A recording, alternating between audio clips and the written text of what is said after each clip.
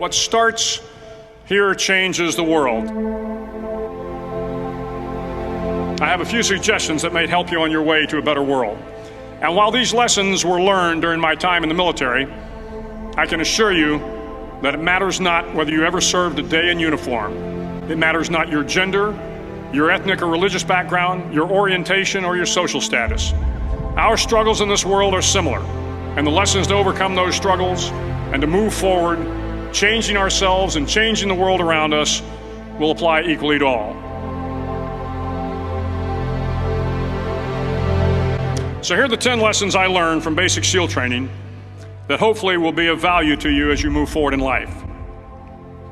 Every morning in SEAL training, my instructors, who at the time were all Vietnam veterans, would show up in my barracks room, and the first thing they'd do was inspect my bed. If you did it right, the corners would be square, the covers would be pulled tight, the pillow centered just under the headboard, and the extra blanket folded neatly at the foot of the rack. It was a simple task, mundane at best, but every morning we were required to make our bed to perfection. It seemed a little ridiculous at the time, particularly in light of the fact that we were aspiring to be real warriors, tough, battle-hardened SEALs. But the wisdom of this simple act has been proven to me many times over. If you make your bed every morning, you will have accomplished the first task of the day.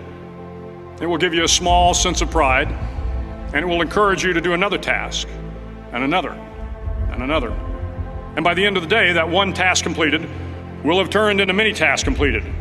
Making your bed will also reinforce the fact that the little things in life matter. If you can't do the little things right, you'll never be able to do the big things right. And if by chance you have a miserable day, you will come home to a bed that is made, that you made. And a made bed gives you encouragement that tomorrow will be better. So if you want to change the world, start off by making your bed.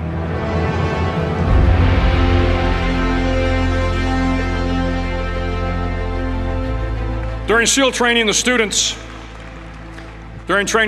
are all broken down into boat crews. Each crew is 7 students, 3 on each side of a small rubber boat, and 1 coxswain to help guide the dinghy. Every day your boat crew forms up on the beach and is instructed to get through the surf zone and paddle several miles down the coast. In the winter, the surf off San Diego can get to be 8 to 10 feet high, and it is exceedingly difficult to paddle through the plunging surf unless everyone digs in.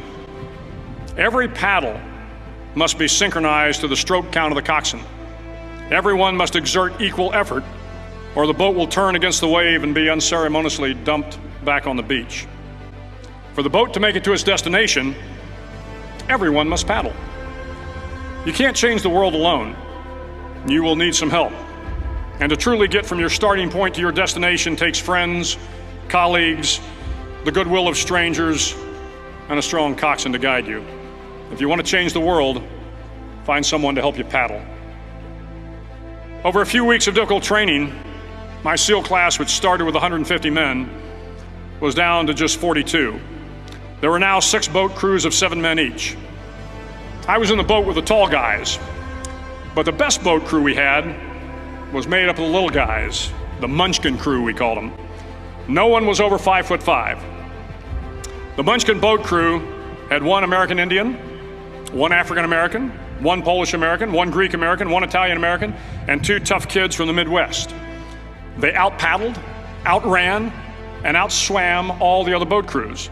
The big men in the other boat crews would always make good-natured fun of the tiny little flippers the Munchkins put on their tiny little feet prior to every swim. But somehow these little guys from every corner of the nation and the world always had the last laugh, swimming faster than everyone and reaching the shore long before the rest of us. SEAL training was a great equalizer. Nothing mattered but your will to succeed, not your color, not your ethnic background, not your education, not your social status. If you want to change the world, measure a person by the size of their heart, not by the size of their flippers. Several times a week, the instructors would line up the class and do a uniform inspection. It was exceptionally thorough. Your hat had to be perfectly starched, your uniform immaculately pressed, your belt buckle shiny and void of any smudges.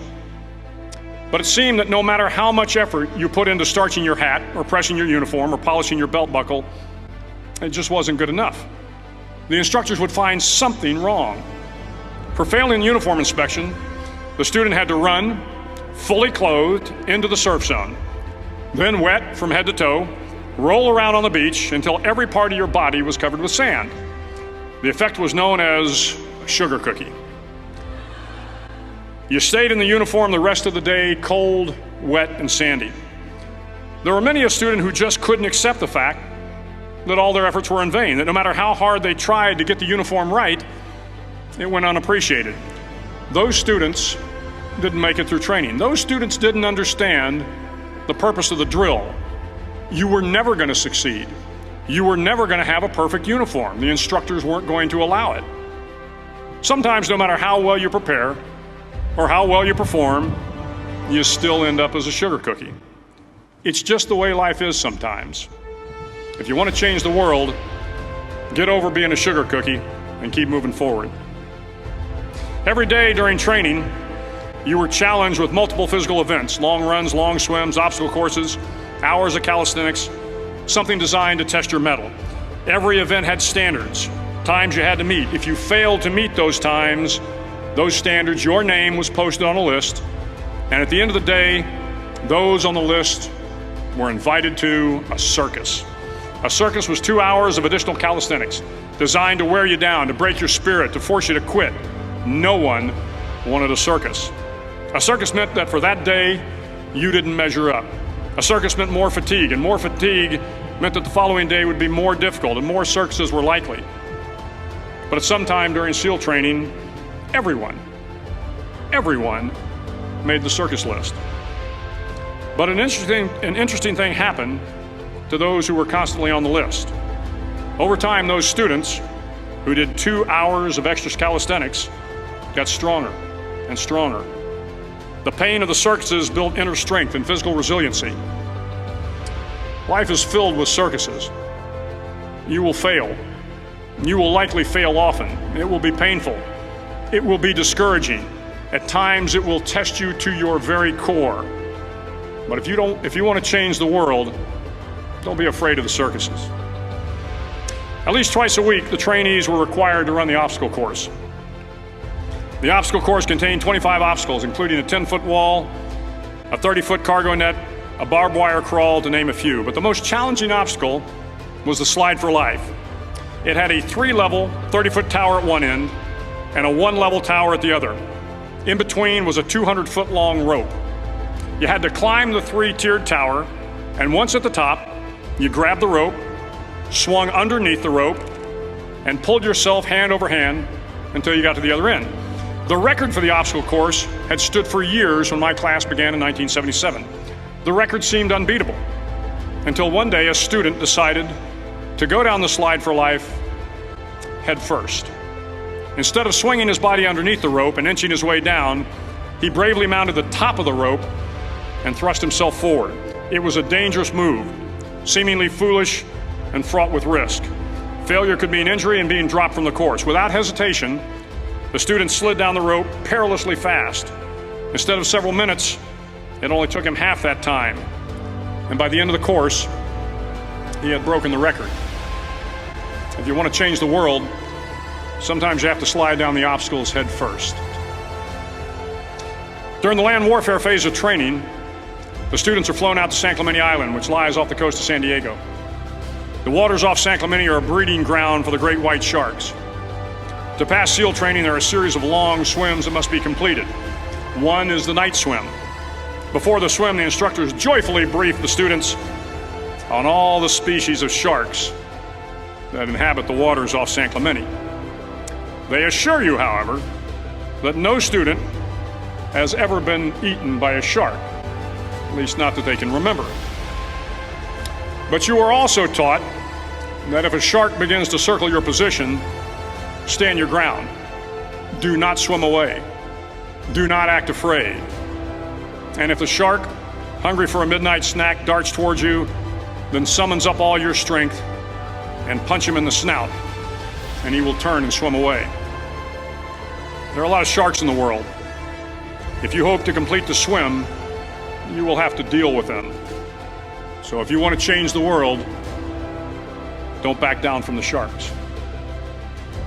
As Navy SEALs, one of our jobs is to conduct underwater attacks against enemy shipping. We practice this technique extensively during training.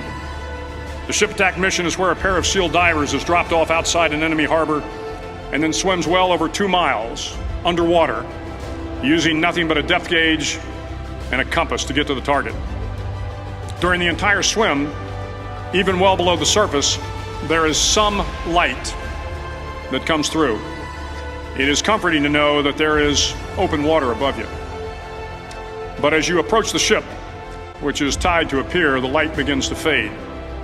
The steel structure of the ship blocks the moonlight. It blocks the surrounding street lamps. It blocks all ambient light. To be successful in your mission, you have to swim under the ship and find the keel, the center line, and the deepest part of the ship. This is your objective. But the keel is also the darkest part of the ship, where you cannot see your hand in front of your face, where the noise from the ship's machinery is deafening, and where it gets to be easily disoriented, and you can fail. Every SEAL knows that under the keel, at that darkest moment of the mission, is a time when you need to be calm, when you must be calm, when you must be composed, when all your tactical skills, your physical power, and your inner strength must be brought to bear.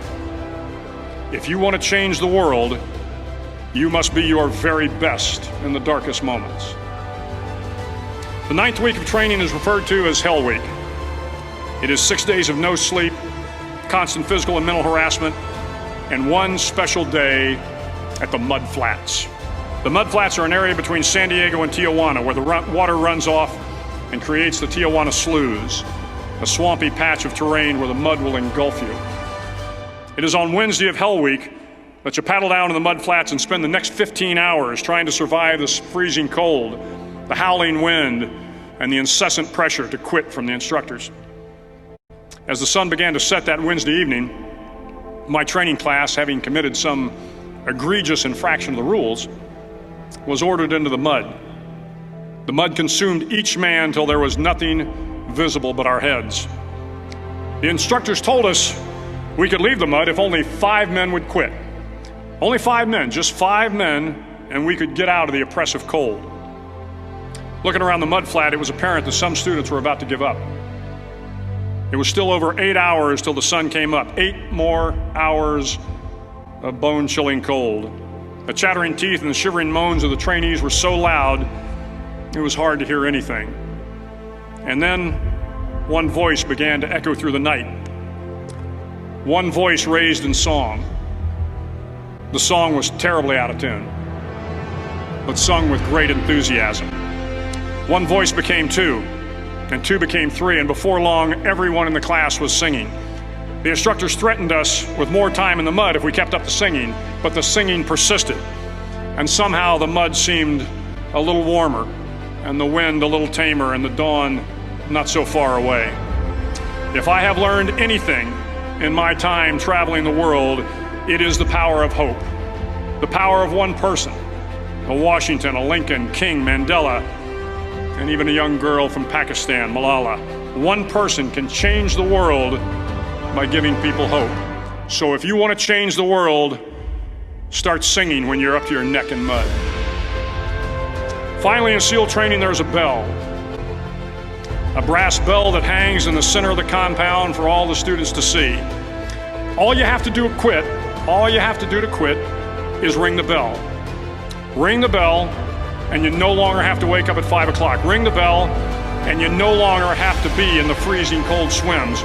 Ring the bell, and you no longer have to do the runs, the obstacle course, the PT, and you no longer have to endure the hardships of training. All you have to do is ring the bell to get out. If you want to change the world, don't ever, ever ring the bell. It will not be easy. Start each day with a task completed. Find someone to help you through life. Respect everyone. Know that life is not fair and that you will fail often.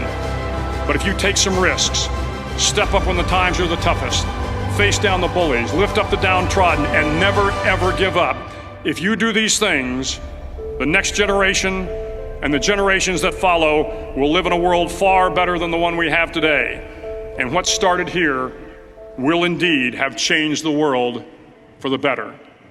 Thank you very much.